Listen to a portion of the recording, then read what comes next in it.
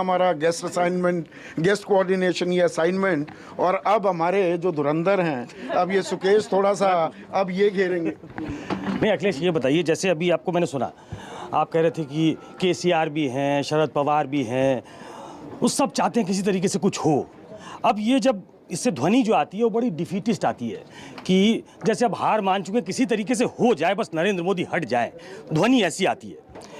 और एक नाम आपने उसके बाद लिया कि जैसे बिहार में कुछ हुआ है, तो बिहार में जिन्होंने किया है नीतीश कुमार, उनकी बड़ी स्पष्ट राय है, वो आने वाले हैं दिल्ली, कि सबको एकजुट करेंगे।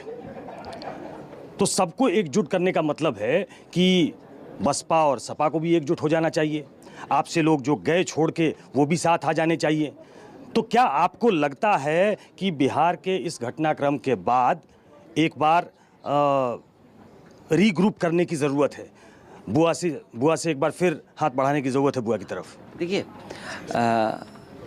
जो उत्तर प्रदेश का अनुभव है, अनुभव यही कहता है कि अब अलायंस में समय नहीं खराब करना है।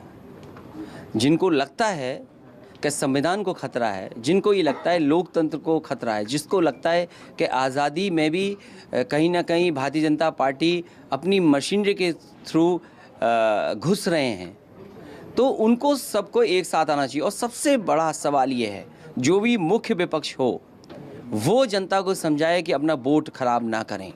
आप दूसरे दलों को वोट दे करके क्या पाएंगे? आप कई दल ऐसे हैं जो बीजेपी से मिले हुए हैं, अंदर से हाथ मिलाए हुए। आज नाम ले लीजिए सबके सामने, आज बहुत लोगों के सामने, एक ऑडियंस है आपके पास आज। नहीं, मैं सवाल ये है, आप बसपा के बारे में कह रहे हैं? नहीं, बसपा के बारे में नहीं कह रहा हूँ मैं। हाँ, बसपा के बारे में तो अभी बहुत अच्छा स्टेटमेंट दिया कि मैं जेल में क्यों नहीं मिलने जा रहा हूँ। उन्होंने पूछा, उनके नेता ने, कि मैं जेल में मिलने क्यों नहीं जा रहा हूँ। मैं सबसे जेल में मिलने जा रहा हूँ।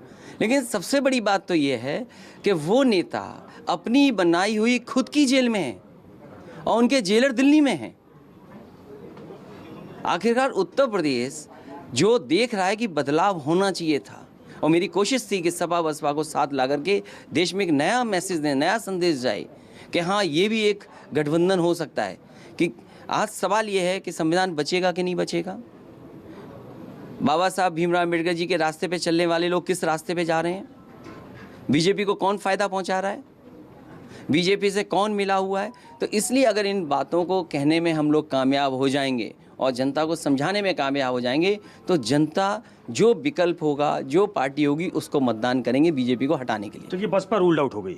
एक डायरेक्ट सवाल का डायरेक्ट जवाब